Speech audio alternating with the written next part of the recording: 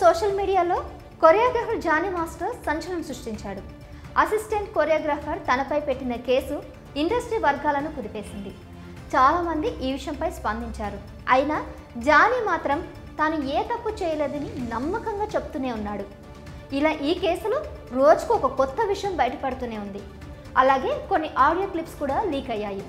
దానికి సంబంధించిన అప్డేట్స్ ఎప్పటికప్పుడు చూస్తూనే ఉన్నాము. ఇప్పటికీ అటు పోలీసులకు కానీ ఇటు నెటిజన్లకు కానీ దీనిపై ఎలాంటి క్లారిటీ లేదు. అయితే 2 రోజుల క్రితం కోర్టు జానీకి మధ్యంతర బెయిల్ మంజూరు చేసింది. ఎందుకంటే జానీ మాస్టర్ ఓ సినిమాకు గాను బెస్ట్ కొరియోగ్రాఫర్ కేటగిరీలో నేషనల్ అవార్డుకు ఎంపిక అయ్యాడు. ఈ నెల 8న ఢిల్లీలో ఈ అవార్డు అందుకోవాల్సింది. కానీ ఈ అవార్డును క్యాన్సిల్ చేశారు. ఈ క్రమంలోనే జానీ మాస్టర్కు మరో బిగ్ షాక్. జానీ మాస్టర్కు నేషనల్ అవార్డు క్యాన్సిల్. జానీకి మళ్ళీ జైలు తప్పదా? జానీ మాస్టర్ అవార్డుపై కుట్ర అంటూ ఇలా రకరకాల వార్తలు వింటూ వస్తున్నాం. జానీ మాస్టర్ పైన కక్షతోనే ఎవరో ఇదంతా చేస్తున్నారనే ఆరోపణలు కూడా మొదటి నుంచి వింటూ వస్తున్నాం. ఇక ఇప్పుడు నేషనల్ అవార్డు సైతం క్యాన్సిల్ చేయడంతో అందరూ దీనిని బలంగా నమ్ముతున్నారు. కానీ నిజానికి నేషనల్ అవార్డు క్యాన్సిల్ చేయడం వెనుక అసలు కారణం వేరే ఉంది. నేషనల్ అవార్డు అనేది అందరికీ దక్కేది కాదు. దాని వెనుక ఎంతో కష్టం, కృషి ఉంటాయి. అలాంటి ప్రతిష్టాత్మకమైన అవార్డును అందుకోవడం చాలా గొప్ప విషయం. కానీ ప్రస్తుతం జానీ మాస్టర్ మీద నమోదైనవి పోక్సో, లైంగిక వేధింపులు లాంటి బలమైన కేసులు.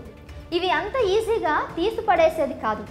అందుకే ఇప్పుడు జానీ మాస్టర్ ఉన్న పరిస్థితిలో నేషనల్ అవార్డు ఇవ్వడం కరెక్ట్ కాదని భావించి హోల్డ్లో పెట్టారు. ఈ కేసులో అసలు విషయం బయటకు వస్తే కానీ దీనికి చెక్ పడదు. ఇక జానీ మాస్టర్కు ఎలాగూ నేషనల్ అవార్డు క్యాన్సిల్ అయింది కాబట్టి ఇచ్చిన బెయిల్ను రద్దు చేయాలని నార్సింగ్ పోలీసులు కోర్టును ఆశ్రయించారు.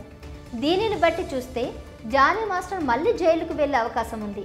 ఈ విషయంలో కోర్టు ఎలాంటి నిర్ణయం తీసుకుంది అనే విషయంపై మాత్రం ఇంకా స్పష్టత రాలేదు. అలాగే జానీ మాస్టర్కు అవార్డు క్యాన్సిల్ చేయడంపై పలువురు సినీ ప్రముఖులు, ఇతర కొరియోగ్రాఫర్స్ జానీకి సపోర్టుగా మాట్లాడుతున్నారు. దానికి సంబంధించిన వీడియోస్ కూడా సోషల్ మీడియాలో వైరల్ అవుతున్నాయి. ఇక ఈ కేసులో ఇంకా ఎలాంటి పరిణామాలు చోటు చేసుకుంటాయి అనేది చూడాలి. మరి ఈ విషయంలో మీ అభిప్రాయాలను కామెంట్స్ రూపంలో తెలియజేయండి.